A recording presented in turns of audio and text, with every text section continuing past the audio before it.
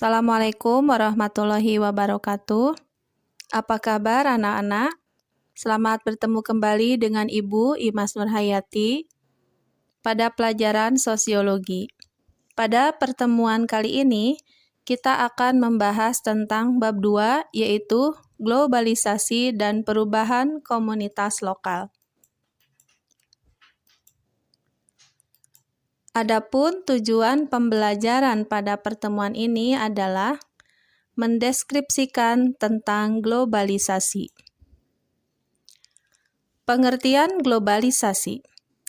Globalisasi berasal dari kata global, artinya menyatu. Untuk lebih memahaminya lagi, mari kita lihat pengertian globalisasi menurut kamus. Globalisasi adalah proses menyatunya dunia ke dalam satu kesatuan sistem atau kaidah yang sama. Untuk lebih memahaminya, mari kita lihat sebuah contoh. Di dalam supermarket, kita bisa melihat berbagai macam barang yang berasal dari luar ataupun dalam negeri. Maka, dengan datangnya ke supermarket, kita akan melihat contoh sederhana tentang globalisasi. Untuk membeli produk-produk dari luar negeri, kita tidak perlu pergi ke luar negeri, karena di dalam supermarket tersebut sudah ada produk-produk dari luar negeri, seperti yang kita inginkan. Kemudian, untuk membeli barang-barang yang ada dari dalam negeri juga demikian. Semuanya sudah tersedia. Kalau kita membutuhkan barang-barang dari berbagai provinsi di Indonesia, dalam sebuah supermarket kita bisa menemukannya. Itu contoh sederhana tentang globalisasi. Kemudian, kalau kita lihat dari jenis makanan yang sering kita makan sehari-hari, kita bisa melihat contoh. Dahulu, kita mengenal makanan yang dibuat dari jagung. Dulu kita lebih mengenalnya dengan borondong, kalau kata orang Sunda. Tetapi dengan zaman sekarang, kita mengenal dengan istilah popcorn. Itu adalah contoh sederhana dari globalisasi, menyatunya unsur-unsur budaya lama dengan budaya baru. Contoh lain, ketika kita makan makanan yang dibuat dari bahan kentang. Kalau dulu kita mengenal kentang dipotong-potong, itu hanya makanan sederhana, yaitu kentang goreng. Tapi ketika namanya berganti dengan French fries, maka itu sudah menjadi makanan yang modern. Itu adalah contoh sederhana dari globalisasi. Selanjutnya, untuk lebih memahami pengertian globalisasi, mari kita lihat lagi pengertian globalisasi yang lain. Globalisasi adalah suatu proses di mana antar individu, antar kelompok, dan antar negara saling berinteraksi, bergantung, terkait, dan mempengaruhi satu sama lain yang melintasi batas negara. Anak-anakku, kalau kita melihat kembali pada pengertian globalisasi yang kedua, yaitu proses antar individu, antar kelompok, dan antar negara saling berinteraksi, maka ketika kita melihat gambar Obama, mantan Presiden Amerika Serikat, dan Donald Trump, Presiden Amerika Serikat melakukan interaksi, maka itulah adalah proses globalisasi pada saat ini. Bahkan Obama bisa berinteraksi dengan orang Indonesia, karena dulu Obama waktu kecil pernah bersekolah di Indonesia. Nah, itu adalah bukti-bukti globalisasi pada zaman ini.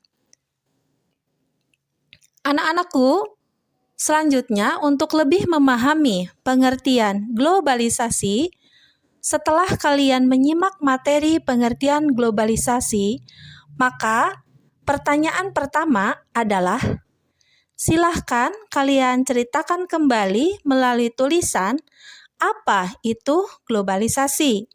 Setelah kalian menceritakan melalui tulisan tadi, maka segeralah kumpulkan tugas kalian itu, serahkan melalui Google Classroom. Anak-anakku, tetap semangat belajarnya ya. Selanjutnya, mari kita lanjut materi tentang faktor pendorong terjadinya globalisasi. Faktor yang pertama adalah pesatnya perkembangan teknologi komunikasi. Globalisasi semakin cepat perkembangannya karena adanya alat komunikasi melalui HP, melalui media massa, maka informasi, teknologi, dan semua akan cepat sampai, bukan hanya di Indonesia, tetapi juga mendunia. Faktor yang kedua adalah integrasi ekonomi dunia. Ketika kita melihat kemajuan ekonomi di dunia, maka Indonesia akan terpengaruh pada perekonomian dunia. Pada globalisasi integrasi ekonomi, maka kita akan melihat adanya dominasi kegiatan perekonomian yang menghasilkan produk berupa informasi, produk media hiburan, produk perangkat komputer, serta produk jasa yang berbasis internet. Contoh yang paling sederhana yang sering kita jumpai dalam kehidupan sehari-hari adalah banyaknya toko-toko online yang dimanfaatkan oleh masyarakat untuk mempermudah dalam perkembangan globalisasi. Selanjutnya, yang ketiga adalah perubahan politik dunia. Kalau kita melihat perkembangan politik dunia, ada beberapa kegiatan penggerak ada dalam globalisasi. Contohnya saja adalah bergulirnya atau berubahnya pola-pola politik negara-negara di dunia. Yang keempat, perkembangan perusahaan-perusahaan transnasional.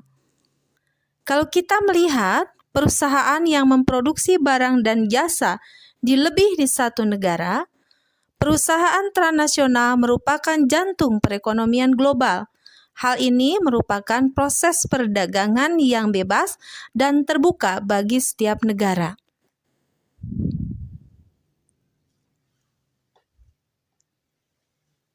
Nah, itu tentang faktor pendorong terjadinya globalisasi. Anak-anakku, itulah materi tentang globalisasi dan faktor pendorong terjadinya globalisasi. Untuk lebih memahami faktor pendorong globalisasi, maka pertanyaan kedua dari faktor pendorong globalisasi adalah, coba kalian jelaskan faktor-faktor pendorong globalisasi. Kemudian kerjakan dan langsung dikumpulkan. Anak-anakku, terima kasih sudah menyimak materi dari Ibu. Selamat belajar dan tetap semangat. Assalamualaikum warahmatullahi wabarakatuh.